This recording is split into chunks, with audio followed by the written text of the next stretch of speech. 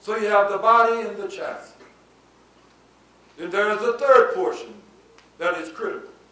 Before you remove this very expensive, extremely attractive vehicle from the showroom, there is something else that the dealer has to pass on to you. Know what it is? The instruction manual. The instruction manual. The instruction manual. And the instruction manual was put out by who? None other than the manufacturer. Why? Because he knows his vehicle. And in that instruction manual is critical, vital information. Vital information.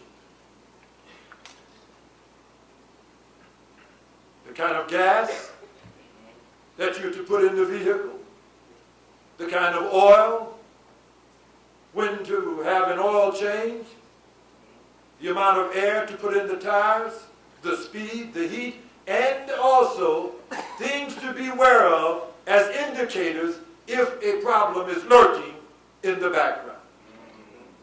You've all experienced that. This is common if you buy a new vehicle, is that correct? So you have the body, the chassis, and the instruction manual. And the manufacturer. Written in that instruction manual is that if you violate those instructions, you what? You void your warranty or your guarantee. Is that correct? Why? Because he understands you're going to have some malfunctions. There are going to be some breakdowns. And he then has added the disclaimer that I'm not responsible if you violate these instructions. Is that correct? I'm not exaggerating. That disclaimer, except that you follow those instructions, you lose your guarantee or your warranty. Why? Because the manufacturer, when he explains to you or instructs you to use certain fuel, certain gas, certain oil, water, then he knows that that vehicle is calibrated for that fuel. Is that correct? Right. The vehicle is calibrated for that oil. Right. All of that we've experienced. And we give the manufacturer that has created that extraordinary motor vehicle. Extraordinary motor vehicle. And if you follow those instructions, it will continue to drive. You can continue to drive. It will continue to transport you innumerable years. You got vehicles out that some of our grandparents purchased 10, 15, 20, 30, 40 years ago that still driving, still moving. Now that makes sense, doesn't it? Well, now let us go to the Genesis. To the Genesis. Adam. Adam was created in the image of God, and when I look upon you, just like the motor vehicle, all that I observe is called the body. The body. The upper portion. I look at your beautiful countenance, sister, or the handsome brother. What I'm looking at is called the body. The body. It is the upper portion, that attractive portion that make the sisters want to listen to you, make the brothers want to talk to you. It's that beautiful body, that countenance. That's all we can see. Is that countenance. That's a part of this body. This body. That's what this is called, the body. Then the body is assembled. The body is assembled over what is called the soul. The soul is, they've just made such a big mystery out of the soul. The soul consists of moving parts. The motor and the moving parts.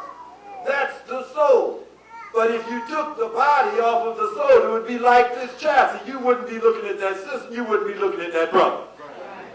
Because the soul is, without this body, that not so attractive.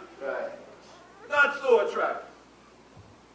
So we have the body, and the body has been assembled by the Creator over the moving parts. Chassis, soul. Body and soul. Then there was Adam in the Genesis. Body and soul. But he was not ready to be placed in the garden to function. Because remember the manufacturer? Before he would be placed in the garden to begin to function, there was something that the manufacturer had to give him. He had to give him what? An instruction manual. An instruction manual for this magnificent, extraordinary creation. Said, but before you take this out of the showroom, I've got to give you the instruction manual. And the instruction manual was created by none other than the manufacturer. The manufacturer. And then we find in the Genesis that, and God breathed into his nostrils the breath of life, and man's soul, and man became a living soul, first soul, brother, or that man's soul began to move. Hands, arms. No, we're looking at the body, but the soul, and man's soul came alive. Whatever those instructions enlivened the soul, meaning that the soul now was ready to be set in motion, to be taken out of the showroom and placed in the garden. Now this isn't complicated. But you got to listen to the Father. Listen to me and relax. Instructions are critical. Because the manufacturer, now you can't make me believe that the manufacturer of this inanimate motor vehicle was wise enough to give you an instruction manual, but the Creator just put you down here and said, go for yourself. Eat anything. Put any kind of, wait a minute. The manufacturer just makes sense that this magnificent body and soul that was put together by the Creator, that before he would allow you to take this out of the showroom, he would give you some instructions. Some instructions. So the manufacturer of the motor vehicle, he told you what kind of fuel to use. Now, all of you, I assume that all of you were given a sheet. That's yours to take home. And I want you to relate to that sheet, and you will see the definition of fuel. Of fuel.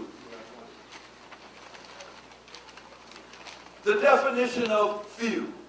Remember, in the instruction manual, the manufacturer of the motor vehicle, did he instruct you as to what octane of fuel to put into your vehicle? Did he inform you that the best fuel for the best performance is XYZ octane? Is that correct? Now, we find another definition of fuel. Fuel. So you, under the impression, as a result of deception, that the Creator created this vehicle, this body and soul that was initially to last forever. You were to be immortal. Immortal.